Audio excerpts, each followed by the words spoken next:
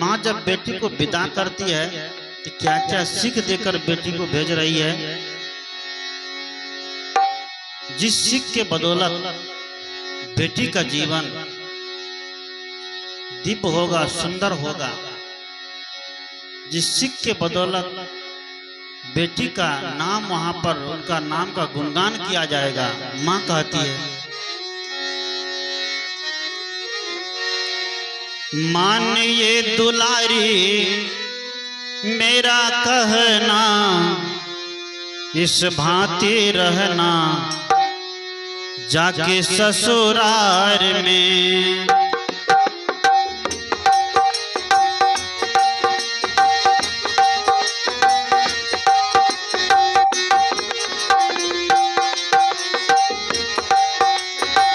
मानिए दुलारी मेरा कहना, इस भांति रहना जाके ससुराल में। सब कुछ पड़ेगा बेटी सहना, इस भांति रहना जाके ससुराल में। सब कुछ पड़ेगा बेटी सहना, इस भांति रहना जाके ससुराल में। मानिए दुलारी मेरा कहना, इस भांति रहना जाके ससुराल में। सब कुछ पड़ेगा बेटी सहना, इस भांति रहना जाके ससुराल में।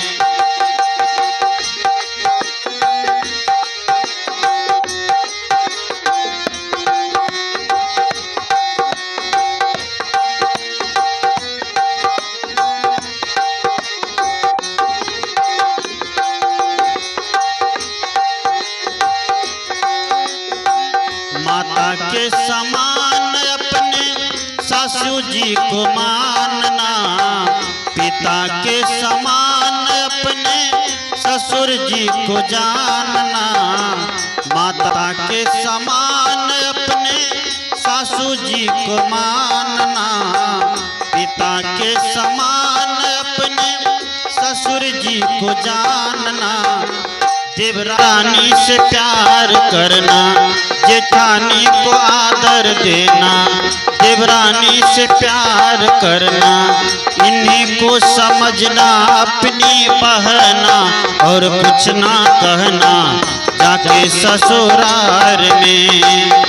इन्हीं को समझना अपनी बहना, और कुछ ना कहना जाके ससुराल में। मानिए दुलारी मेरा कहना, इस भांति रहना जाके ससुराल में।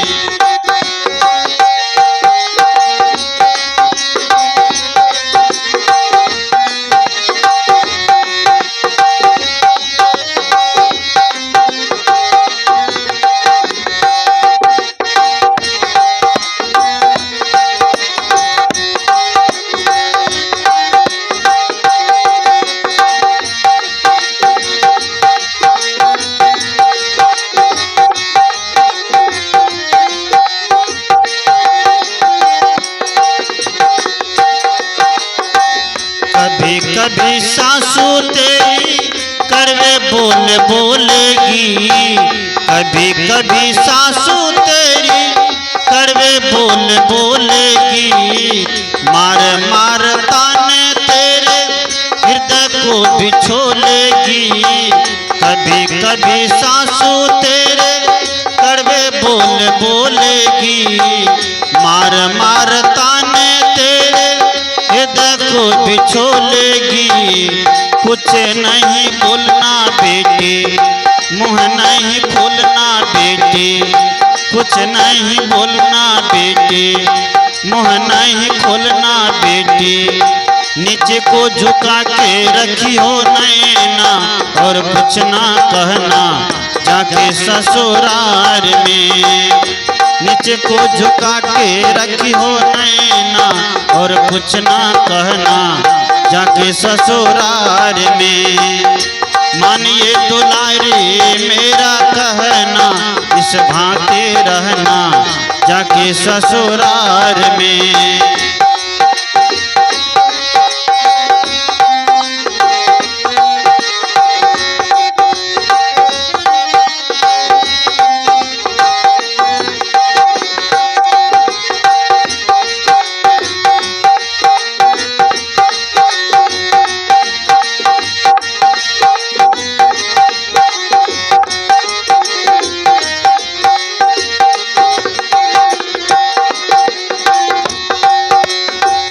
कंठ श्री कंठ तेरा कोयल के समान होवे, कंठ श्री कंठ तेरा कोयल के समान होवे, होठों की लाली तेरी मधुर मुस्कान होवे। माँ कह रही है कि कंठ तेरा कंठ कोयल के समान हो। आवाज जब भी बोलो तो किसके जैसा? कोयल के जैसा। बोलने का अगर लहजा गलत हो जाता है तो परिवार में क्या हो जाता है? महाभारत मच जाता है, मचता है ना। अब बोलने का लहजा अगर सुधर गया तब तो परिवार में महाभारत न होकर के रामायण पाठ होता है ना। माँ कहती है कंठ श्री कंठ तेरा कोयल के समान हो, और होठों की लाली तेरी मधुर मुस्कान हो। होठ जैसे बहुत लोग लाल कर रहे थे सुग्गा के जैसे, सुग्गा का होठ लाल लाल होता है। सुग्गा क्या खाती है? क्या खाता है? मिर्चाई खाता है। सुग्गा मिर्चाई खा करके भी क्या बोलता है? मीठा बोलता है। आदमी कितना चीनी खा गया होगा, कितना गुड़ खा गया होगा, कितना रसगुल्ला खा गया इसी ब्याह में, खा गया कि नहीं? इतना खाने के बाद भी जब बोलता है लगता है एकदम तीखा तीखा कड़वा कड़वा बोलता है ना। जब से आदमी जन्म लेता है तब से देखिए जब तक जीता है लगता है ये कैरेक्टर चीनी शक्कर खा गया होगा, लेकिन जब बोलता है तो ऐसा लगता है कि जहर उगल रहा है। एक सुग्गा है जो मिर्चाई खा करके भी कैसा बोलता है? एकदम मीठा मीठा बोलता है। कोयल देखिए, कोयल क्या खाती है? फल खाती है, ये नहीं खाती है। फल खाकर के भी कोयल मीठा बोलती है। कोयल की आवाज सुनने के लिए सब तरसते रहते हैं, ललायत रहते हैं। लेकिन मनुष्य इतना मीठा खाने के बावजूद भी मीठा बोलने की कला आज नहीं आया। कबीर साहब ने कहा मीठा सबसे बोलिए सुख उपजे चहु और वशीकरण यह मंत्र है तजिए वचन कठोर। कि मीठा बर्ताव व्यक्ति को करना चाहिए। अगर कोई गाली भी दे, संत तो इतना तक कहते हैं अगर कोई गाली भी दे तो पलट करके गाली मत दीजिए, क्योंकि पलट देंगे तो कितनी हो जाएगी? 2 होगी। कहीं उधर से वो और 1 दे दिया, फिर इधर से दे के हो गई 4। आवत गाड़ी 1 है, पलटत होए अनेक। कहीं कबीर मत पलटिए, वही 1 के 1 होगा ना, वही 1 की 1 हो जाएगी। हाँ, अभी भजन में सुने क्या कि मुंह नहीं खोलना बेटी, कभी कभी सासू तेरे कड़वे बोलेगी, अब मार मार ताने तेरे हृदय को भी छोलेगी। ऐसे ऐसे ताने मारेगी कभी झूठे से। अब बहुत बुढ़िया का आदत होती है कि बहू को किसी तरह चिढ़ाना है। बहू अगर नहीं भी झगड़ालू हो तो झगड़िया बना देती है, उल्टा पुल्टा बोल करके। सही बात है ना। बहुत सासू माँ भी ऐसी होती है, बहू अगर नहीं भी झगड़िया हो तो ऐसा उल्टा पुल्टा बोलेगी, ऐसा ऐसा ताना मारेगी, तोहर बाप आना तो तोहर भाई आना, तोहर भाई आना तोहर भौजाई बना, तोहर बाप का खाने का लूर नहीं तो बटन लगाने का ढंग नहीं। ऐसा ऐसा ताना मारते मारते बहू को क्या बना देगी? झगड़िया बना देगी। अब बहू जब झगड़िया बन जाए तो क्या होता? तब सास बहू में उठा पटक झटा झटी होने लगता है ना। होते होते होते घर का माहौल क्या होता है? बिगड़ जाते थे। संत कहते हैं कि सहना सीखिए, एक दूसरे के बात को पीना सीखिए। जहर पी करके व्यक्ति आज जिंदा रह जाता है, रहता है ना। गुस्सा में जहर पी लिया, डॉक्टर के पास जाता जिंदा हो जाता है, होता है ना। जहर पी करके व्यक्ति जिंदा रह जाता है, लेकिन बात की घूंट पी करके आज व्यक्ति बमकने लग जाता है, उछलने लगता है ना। ऐसा उछलने लगता है कि घर का माहौल का एकदम नरक बन के रख देता है। जिस घर को इतना मेहनत के साथ बनाते हैं, कितनी लागत से घर बन रहा है ना, कई साल का सर्विस का पैसा लग गया, लेकिन फिर भी अभी काम अधूरा है। ये घर बना करके इतनी लागत से, इतनी मेहनत से घर बनाएंगे, अगर घर को मंदिर नहीं समझेंगे, घर के सभी सदस्य को भगवान नहीं समझेंगे, मंदिर के भगवान को जा करके दूध लावा चढ़ाएंगे, मिठाई चढ़ाएंगे, फल चढ़ाएंगे, चढ़ाते हैं ना। मंदिर का जो भगवान नहीं खाता है, नहीं पीता है, नहीं स्नान करता है, नहीं टहलता बुलता है, उस भगवान को खूब फल दूध मिठाई चढ़ाएंगे। लेकिन घर के जो जीवित भगवान है, जीवित भगवान कौन है? कौन है? माँ बाप, दादा दादी, अपने से बड़े लोग, अपने जो छोटे लोग, क्या है? ये जीवित भगवान है। इसके अंदर में भगवान है। इस भगवान को आज तक कोई व्यक्ति आदर नहीं दिया है। सास ससुर को कोई आदर नहीं दिया, माँ बाप को कभी आदर नहीं दिया। लेकिन मंदिर का भगवान का इतना आदर होता है, इतना आदर होता है कि पूछना क्या होता है ना। मंदिर का भगवान का आदर होता है, लेकिन घर में जो जीवित भगवान है, उस भगवान का आदर नहीं होता है। मंदिर के भगवान में प्राण प्रतिष्ठा किए जाते हैं, लेकिन जो घर के भगवान में प्राण ऑलरेडी प्रतिष्ठित है, उस भगवान को आज कोई नहीं मानता। इसलिए संत कहते हैं क्या, घर का भगवान को आप इज्जत करिए। घर ही में तीर्था मनेवे मंदिरवा का करे जीवे।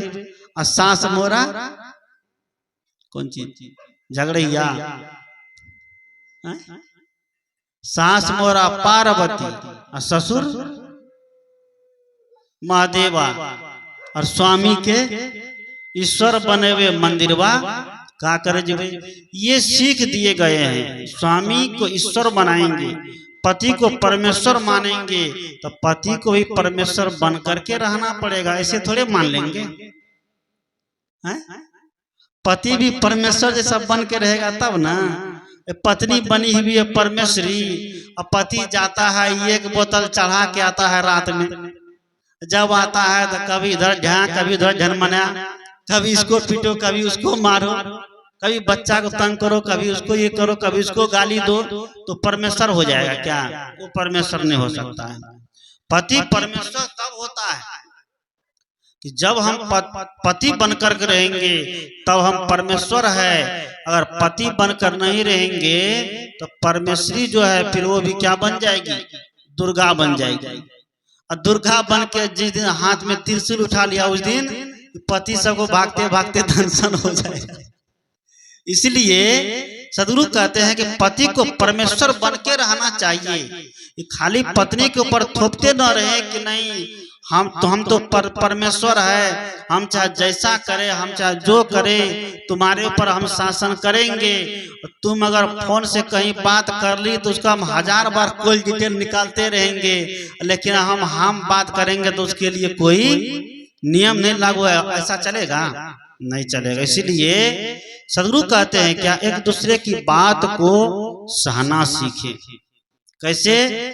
गृहस्थ जीवन में जब तक नहीं सहेंगे तो तब तक गृहस्थ में चैन से नहीं रह पाएंगे। आप लोग सुने होंगे, एक संत थे, गृहस्थ संत थे, घर परिवार में रह करके साधना करते थे, पति पत्नी के साथ रहते थे, बच्चे के साथ रहते थे। एक बार उसके मन में हो गया कि चलो कि कोई त्योहार करना है, छठ करना है। छठ के दिन पत्नी ने अपने पति से कहा कि जाइए सूप में देने के लिए बाजार से गन्ना खरीद के ले आइए। क्या?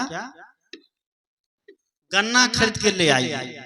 संत प्रवृत्ति का था वो बेचारा, पत्नी के कहने से चला गया गन्ना खरीद के लाने के लिए।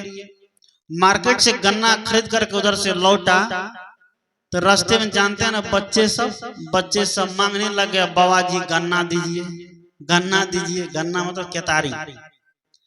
मांगते बच्चे सब मांगने लग गया।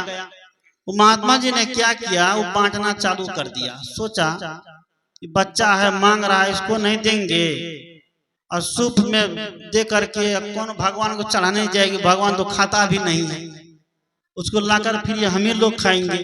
तो महात्मा बांटते गए, बांटते बांटते बांटते सारे गन्ने बांट दिया।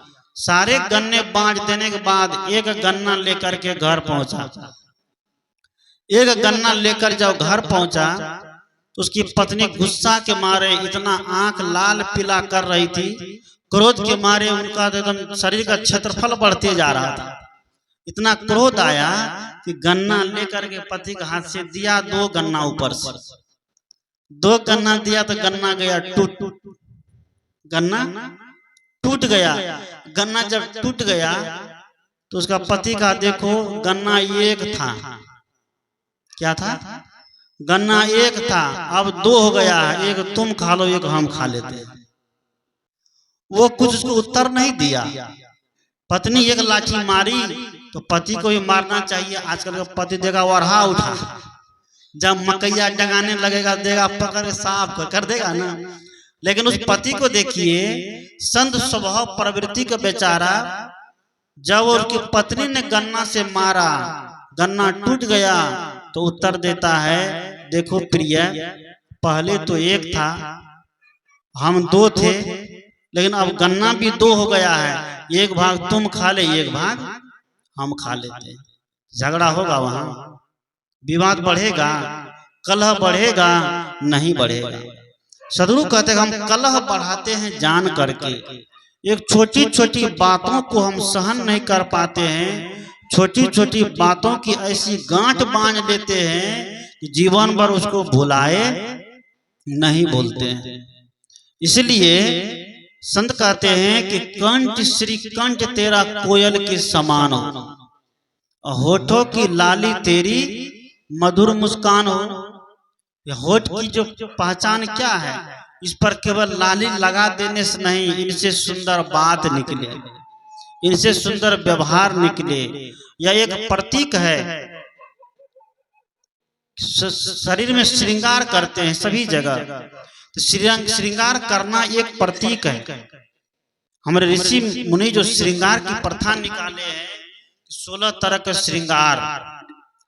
हम लोग जितने अंग में गहने पहनते हैं, अंग में गहना नहीं पहना जाएगा तो कैसा लगेगा, कैसा लगेगा, अच्छा नहीं लगेगा, शोभा नहीं देगा। अंग में गहना नहीं रहेगा तो शोभा नहीं देगा। और उसी अंग में, सभी अंग में गहना पहन लीजिए तो कितना एकदम चमचम चमचम दिखने लगते हैं, दिखते हैं ना, कितना सुंदर दिखने लगते हैं। गहना पहनते हैं तो हमारा शरीर एकदम रूप क्या हो जाता है, निखर जाता है। सदगुरु कहते हैं उसी तरह एक जीवन का भी गहना है। शरीर का गहना अलग है और जीवन का गहना अलग है। शरीर का गहना क्या है, नकमुन्नी है, झुमका है, पायल है, कंगन है, और क्या है, गले में क्या पहनते हैं, मंगलसूत्र है और हार है, और यहाँ इसको मंगटिका है, यही सब है। हाथ में मेहंदी है और बड़का बड़का नाक, ये सब भी होता है। टाटा की कुदाली इतना बड़ा बड़ा बढ़ा लेते हैं, इसलिए ये सब संस्कार नहीं सीखिए। जो आवश्यक हो उसको करिए, जो अनावश्यक हो उनको करने की जरूरत नहीं है। फिल्मिस्तान के हीरो हीरोइन को देख करके अपने संस्कार बिगाड़ करके मत रखिए। उसमें जो सुंदर संस्कार, उस संस्कार को लीजिए और बाद बाकी संस्कार को छोड़ दीजिए। सदगुरु कहते हैं कि गहना, एक गहना होते हैं रूप के, एक गहना होते हैं जीवन के। जीवन के गहना क्या है जानते हैं, गुण है, सद्गुण है। जीवन के गहना मीठी वाणी है, जीवन के गहना अच्छे व्यवहार है, अच्छे बर्ताव है। जीवन का गहना सत्य है, जीवन का गहना धर्म है, जीवन का गहना ध्यान है, जीवन का गहना सत्संग है। इस गहना को आज कोई लोग पसंद करता है। इस गहना को कोई भी व्यक्ति पहनने के लिए नहीं चाहता है। शरीर को तो हम गहने से सजा लेते हैं, शरीर को हम सारे आभूषणों से सजा लेते हैं, शरीर को हम सब तरह के आभूषण दे करके शरीर को सुंदर तो बना लेते हैं, लेकिन जीवन को हम सुंदर नहीं बना पाते। इसलिए कबीर साहब ने कहा क्या, मानुष तेरा गुण बड़ा, मानस न आवे काज, हाड़ न होते आवरण, त्वचा न बाजन बाज। हे मनुष्य, तुम्हारे गुण की केवल विशेषता है, रूप की विशेषता नहीं है, चेहरे की विशेषता नहीं है, गहने की विशेषता नहीं है, तुम्हारे गुण की विशेषता है। अगर गुण मनुष्य के अंदर नहीं है तो मनुष्य और पशु में कोई अंतर रहेगा? नहीं रहेगा। तो मनुष्य और पशु में कोई अंतर नहीं, एक गुण के नाते ही मनुष्य को क्या कहा गया है? मनुष्य कहा गया है। हमें लोग एक छोटा उदाहरण से समझे, जैसे कोई मेहमान आता है, अतिथि आता है, मेहमान जब आता है तो अतिथि आता है तो ऐसे थोड़े आता, खाली हाथ थोड़े आता है, कुछ न कुछ लेके आते हैं, नहीं कुछ तो एक डब्बा बिस्कुट भी लेकर के आते हैं ना। मान लीजिए मेहमान आया और मिठाई लेकर आया, डब्बा में लेकर के आया, 1 किलो लेकर आया, 2 किलो लेकर आया। जब मिठाई डब्बा में लेकर आता है तो 1 किलो 2 किलो मिठाई लेकर आया तो एक ही बार नहीं खा जाएंगे, रुक रुक के खाएंगे, बारी बारी से खाएंगे। उस डब्बा को क्या करते हैं? फ्रिज में रख देते हैं। आजकल फ्रिज का जमाना है, फ्रिज में डब्बा को रख देते हैं और धीरे धीरे 1-2 करके मिठाई खाते रहते हैं। जब तक डब्बा के अंदर मिठाई है तब तक डब्बा कहाँ है? फ्रिज में है ना। क्यों है? उसमें मिठाई है। जब तक डब्बा के अंदर मिठाई है तब तक डब्बा फ्रिज के अंदर आराम कर रहा है ना। गर्मी के मौसम में एकदम आराम की चैन से एकदम वहां शांति से एकदम चुपचाप मिठाई का सुगंध भी ले रहा है और फ्रिज का ठंडापन भी ले रहा है। फ्रिज के अंदर एकदम आराम फरमा रहा है डब्बा, और धीरे धीरे मिठाई समाप्त हो गई, मिठाई खत्म हो गई। आप लोग झाड़ू लगाने के लिए जाते हैं, सुबह में फ्रिज खोल के देखते हैं, डब्बा को खोल के देखते हैं, डब्बा में अगर एक भी पीस मिठाई नहीं है तो डब्बा को क्या करते हैं? डब्बा को निकालते हैं, वहीं नीचे रख देते हैं, झाड़ू मारते हुए ले जाते हैं, भागो तुम्हारा अब यहाँ कोई काम नहीं है, दे झाड़ू। झाड़ू देते देते डब्बा को ले जा कहाँ फेंकते हैं? कचरा में फेंक देते हैं, ले जाके फेंक देते हैं ना। वह डब्बा तब तक डब्बा था, फ्रिज के अंदर था, जब तक उसमें क्या थी? मिठाई थी। मिठाई के नाते डब्बा का सम्मान होता था, मिठाई के नाते डब्बा फ्रिज में आराम फरमा रहा था। लेकिन जिस दिन डब्बे की मिठाई खत्म तो डब्बा का चौधरी पना भी खत्म हो गया ना। उसके बाद डब्बा को ले जाकर के हम खेत खलियान में, कूड़ादान में, कचरा में फेंक देते हैं। सदगुरु कहते हैं मानव ठीक इसी तरह ये शरीर आपका वही डब्बा है। क्या है? ये शरीर वही आपका डब्बा, हमारा और आपका शरीर डब्बा और कुछ नहीं है। जब तक इस शरीर रूपी डब्बे में दया है, क्षमा है, संतोष है, धीरज है, गुण है, भक्ति है, सेवा है, समर्पण है, सुंदर सब समाज निर्माण करने की क्षमता है, तब तक ये डब्बा सुरक्षित रहेगा, तब तक ये डब्बा का सम्मान है, तब तक डब्बा की लोग पूजा करते हैं। और जिस दिन इसके अंदर से धर्म, भक्ति, साधना, ज्ञान निकल जाएगा, गुण निकल जाएगा, समर्पण निकल जाएगा, मातृ पितृ भक्ति निकल जाएगी, उस दिन से इस डब्बा को कोई सम्मान करता है? नहीं करता है। उस दिन से डब्बा का कोई सम्मान नहीं। सदगुरु कबीर कहते ठीक उसी तरह घर के जितने सदस्य हैं वो सब हमारे क्या है? भगवान के रूप है, उसमें हम भगवान का रूप देखें। आज व्यक्ति मंदिर में भगवान की पूजा करने तो जाता है, लेकिन घर में पूजा नहीं कर पाता है। मंदिर में पूजा करे, घर में करे कलेश। बोलिए सदगुरुदेव की। पैर दर्द कर रहा है, इसलिए बचने की आदत घर में भी थोड़ी देर सब लोग कम से कम 10-5 मिनट अभ्यास करते करते 15-20 मिनट तक ऐसे बैठने की आदत लगाइए। इस आसन में बैठेंगे तन मन हर चीज क्या रहेगा, स्वस्थ रहेगा और स्मृति शक्ति बढ़ेगी, याद करने की क्षमता बढ़ेगी। आजकल विद्यार्थी पढ़ता भी है तो ऐसा लगता है पटकुनिया दे देता है, तब पढ़ता है किताब तो उसको क्या याद है। सीधा होकर बैठेगा तो स्मृति उसकी तेज होगी और जब याद करे तो कोई चीज भूलेगा नहीं। इसलिए थोड़ा थोड़ा समय निकाल के पालथी मार करके घंटा, आधा घंटा, 10 मिनट, 15 मिनट बैठने का अभ्यास करना चाहिए। बोलिए सदगुरुदेव की। हमको देखिए आप लोगों से पहले से बैठे हैं, सुबह से बैठे हैं। कितने बजे से बैठे हैं बाबा?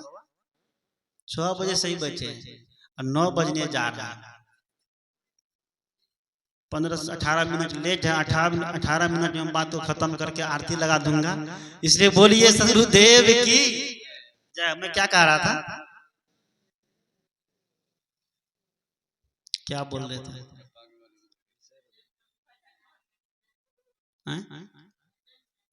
हाँ भजन भी सुनाएंगे। बोलिए सदगुरुदेव की।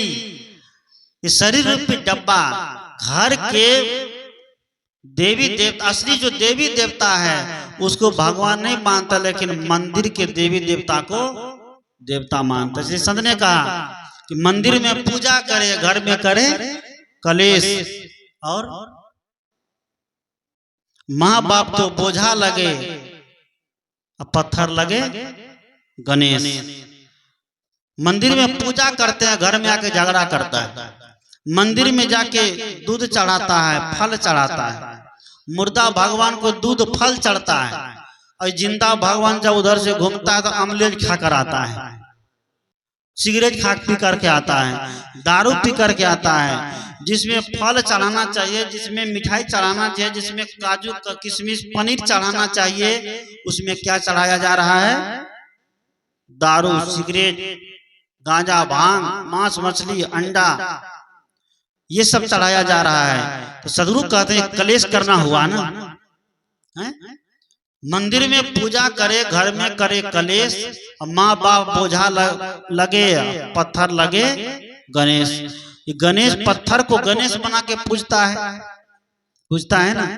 गणेश को पत्थर को गणेश बना करके पूजता है। एक बार ऐसे हुआ, एक पुजारी पूजा कर रहा था गणेश भगवान का। गणेश भगवान का पूजा कर रहा था तो पूजा करते करते चढ़वा चढ़ा दिया। अब पुजारी बैठ गया ध्यान में। पुजारी ध्यान में बैठ गया तो चूहा आया उधर से, चढ़वा खाने लग गया। चूहा जब चढ़वा खाने लगा तो तब तक में पुजारी की नींद खुल गई। पुजारी को लगा ये चूहा देखते हैं चढ़वा खा रहा है, ये भगवान की हम पूजा करते हैं, ये भगवान चूहा को भी नहीं भगा रहा है। इसका मतलब है कि चूहा ही सबसे बड़ा भगवान है। अब वो पुजारी सब कुछ गणेश भगवान की पूजा करना छोड़ करके किसको पूजने लगा? चूहा को। ओम जय चूहा भक्त, उसी का करने लग गया। चूहा की पूजा करने लगा। चूहा को तिलक चंदन लगा दिया, रस्सी लगा के गला में बांध दिया और उनकी पूजा करने लगा। एक बार चूहा ने क्या क्या बिल्ली को देख लिया। चूहा जब बिल्ली को देखा तो बाप रे, रम खन्ना दास बनकर कभी इधर भागे कभी उधर भागे। अब पुजारी को लगा कि क्यों भाग रहा है, देखा कि बिल्ली यहाँ खड़ी है। तो पुजारी को लगा कि अब बिल्ली ही बड़का भगवान है। अब वो बिल्ली की पूजा करने लग गया। एक दिन कुत्ता आ गया बिल्ली के सामने। अब बिल्ली के सामने कुत्ता आया तो बिल्ली की जान सूख गई। बाप रे बाप, भागते भागते हालत खराब। अब पुजारी को लगता है कि कुत्ता ही सबसे बड़ा भगवान है, भैरव देव है इसको कहा जाता है। और भैरव देव मान करके उनकी पूजा करने लगा। भैरव दिन मान करके उनकी पूजा करने लगा। एक दिन पूजा खत्म हो गई, उनकी पत्नी रसोई में खाना बना रही थी, अब कुत्ता क्या किया, जाकर के रोटी में मुंह दे दिया। अब पत्नी ने बेलन से 2 बेलन दिया कुत्ता को, कुत्ता भैं भैं करते हुए भागा वहां से। अब उसको लगता है कि कुत्ता भी भगवान नहीं है, लगता है कि पत्नी सबसे बड़का भगवान है, पत्नी सबसे बड़ा भगवान। अब पत्नी की वो पूजा करने लग गई, ओम जय पत्नी मैयो।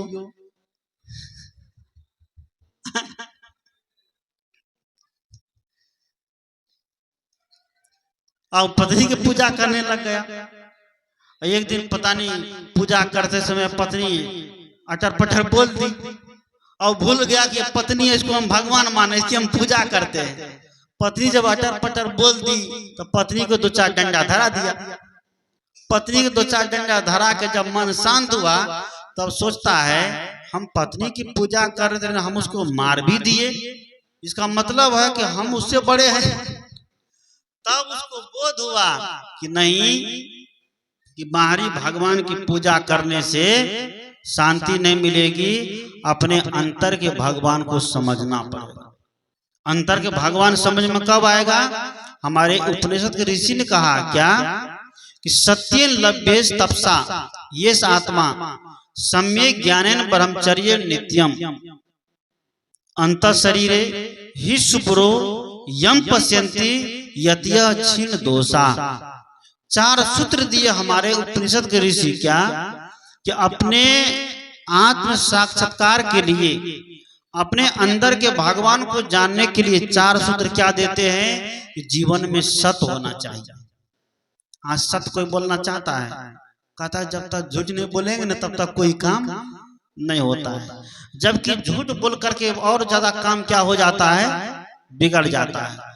लोग झूठ बोलने की आदत लगा लिया है, लेकिन सच बोलने की आदत अब नहीं लगा रहा। कबीर साहब ने कहा कि सांच बराबर क्या है। अब लोग पढ़े लिखे पता नहीं है, कबीर साहब की सब वाणी पढ़ाई जाते हैं हिंदी में, हिंदी विभाग में जाकर देखिए, हिंदी साहित्य में, कि सांच बराबर तप नहीं, झूठ बराबर पाप, जाके हृदय सांच है ताके हृदय आप। कि सत्य बोलने के जैसा दुनिया में और कोई तप नहीं है। क्या है? कितनों बड़ा तप कर लीजिए, उपवास रह जाइए महीनों महीनों दिन, दुर्गा पूजा आता है, छाती पर कलश रख करके एकदम 10 दिन तक अग्रनियां देते रहिए, घोलटनियां देते रहिए, कलश यात्रा में 5 किलो कलश लेकर गांव गांव घूमते रहिए, ये भी तप है ना। संत कहते हैं कितनों बड़ा तप कर लीजिए, लेकिन जीवन में अगर सत्य की प्रतिष्ठा नहीं है तो कोई तप आपका काम देने वाला नहीं है। इसलिए कबीर साहब कहते हैं कि सांच बराबर तप नहीं, झूठ बराबर पाप, और झूठ के जैसा दुनिया में और कोई पाप नहीं। क्योंकि जितने पाप होता है उस पाप के मूल में क्या होता है, झूठ होता है। झूठ जब तक नहीं बोला जाएगा तब तक कोई पाप होने वाला नहीं। इसलिए पाप को रोकना है तो झूठ बोलना पहले बंद कर दीजिए, पाप अपने आप रुक जाएगा। ऋषि कहते हैं कि जीवन में सत्य की प्रतिष्ठा हो, सत्य की तरफ हमारा फोकस हो। और दूसरा सूत्र है क्या, तप का। तप क्या है? केवल उपवास कर लेना नहीं, केवल शरीर को साध लेना नहीं, तप है मन को साधना, तप है जीवन को साधना, इंद्रियों पर संयम कर लेना। ये क्या है? तप है। ये गृहस्थ लोग को भी करना पड़ेगा। लोग कहते हैं कि मन इंद्रियों का संयम केवल साधु महात्मा करे, त्यागी करे, बैरागी करे, नहीं, इसका प्रयोग गृहस्थ में रहने वाले लोगों को भी करना पड़ेगा। करते ही करते हैं। अंत समय में सबको त्याग के रास्ते पर आना पड़ता है, सबको ब्रह्मचर्य के रास्ते पर आना पड़ता है। क्योंकि जब तक हम इस रास्ते पर नहीं चलेंगे तो जीवन में शांति मिलने वाली नहीं है। तीसरा रास्ता है सम्यक ज्ञान। सम्यक ज्ञान मतलब कि सही सही ज्ञान हो, साफ साफ ज्ञान हो, साफ सुथरा ज्ञान हो। आज साफ सुथरा ज्ञान खोजने के लिए जाइए तो नहीं मिलेगा, क्योंकि सब कुछ में अब मिलावट हो गया है, हो रहा है। हर चीज में मिलावटबाजी हो गई है, यहाँ से घर से लेकर के बाजार तक हर जगह मिलावटबाजी। चना में मिलावट है तो चावल में मिलावट है, तो दही में भी मिलावट होने लगा है। आजकल जहर में भी मिलावट होता है, चूहा जहर खा लेता है मर भी नहीं करता है, तो मिलावट है ना जहर में भी। अब जहर भी शुद्ध नहीं मिलता है, हर जगह मिलावट है। तो अब ज्ञान के क्षेत्र में भी क्या हो गया है, मिलावट हो गया है। और इसलिए जब मिलावट हुआ जब से तब से क्या कहा कि आत्मा परमात्मा का अंश है। संत कहते हैं यह आत्मा किसी परमात्मा का अंश नहीं है, यह आत्मा खुद है, ये सब दिन से है, ये किसी का अंश नहीं, ये किसी को लेकर के नहीं चलता है, क्योंकि आत्मा के कारण ही सारा काम हो रहा है कि नहीं। आत्मा नहीं रहे तो पढ़ाई कौन करेगा? बोलिए सदगुरुदेव की। आप लोग गपशप नहीं करो, भजन सुनना है, भजन सुना है, रुको कुछ ज्ञान की बात सुनो। जब आत्मा नहीं रहे तो प्रवचन कौन करेगा? जब आत्मा नहीं रहे तो झगड़ा कौन करेगा? जब आत्मा नहीं रहे तो रसगुल्ला कौन खाएगा? जब आत्मा नहीं रहे तो जलेबी भोज कौन खाएगा? कोई खाएगा? आत्मा की सत्ता में सारे काम होता है, लेकिन लोग कहता है कि आत्मा कुछ नहीं है, जो कुछ है ऊपर वाला करता है। तो पाप कौन करता? ऊपर वाला कि नीचा वाला? बेईमानी कौन करता? ऊपर वाला कि नीचे वाला? नीचे वाला करता है। चोरी कौन करता? ऊपर वाला कि नीचे वाला? लेकिन दोष हम किसको देते हैं? ऊपर वाले को। ये ऊपर वाले को दोष दे करके हम अपने पाप को छुपाने का काम करते हैं ना। इसलिए ऐसा नहीं, पाप करता है ये आत्मा के द्वारा। ये मनुष्य खुद पाप करता है, खुद पुण्य करता है। पाप करता है तो पाप का फल मिलता है, और पुण्य करता है तो पुण्य का फल मिलता है। इसलिए साधु कहते हैं, संत कहते हैं क्या? कंठ श्री कंठ तेरा कोयल के समान होवे, श्री कंठ तेरा कोयल के समान होवे, होठों की लाली तेरी मधुर मुस्कान होवे, होठों की लाली तेरी मधुर मुस्कान होवे, भलाई की बिंदिया तेरी, नेकी की नथुनिया तेरी।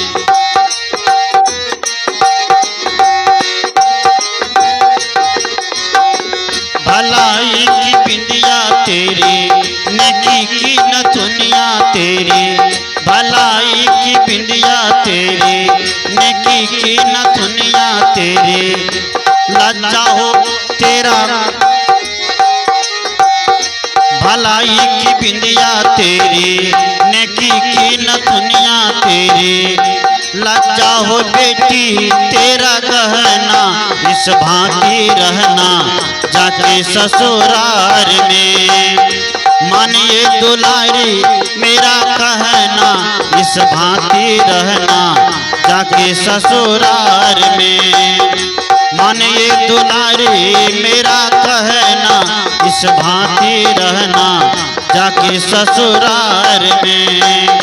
सब कुछ पड़ेगा बेटी सहना, सब कुछ पड़ेगा बेटी सहना, इस भांति रहना जाके ससुराल में। सब कुछ पड़ेगा बेटी सहना, इस भांति रहना जाके ससुराल में। मानिए दुलारी मेरा कहना, मानिए दुलारी मेरा कहना, इस भांति रहना जाके ससुराल में। मानिए दुलारी मेरा कहना, इस भांति रहना जाके ससुराल में, जाके ससुराल में, जाके ससुराल में।